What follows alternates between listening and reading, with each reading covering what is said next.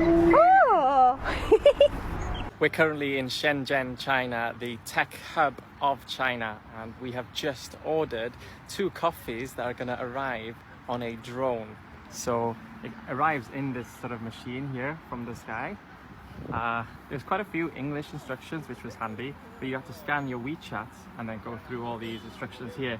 You can only purchase from a certain amount of shops, but we went for this one, was called something 4, and we ordered 2 iced lattes.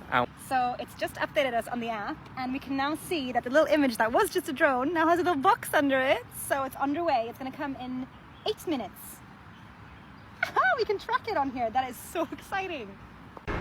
I can literally see it in the sky there, above that big building there. I can see it. I can see it. That must be it, because it says that it's like 500 meters away. Let's go, let's go. Where is it? It's there. Oh, I can see it. It's coming. Oh my god. Oh, it's going down. Guys, it's loud. Whoa. Oh wait, the roof's closing. It's working, it's working. Oh.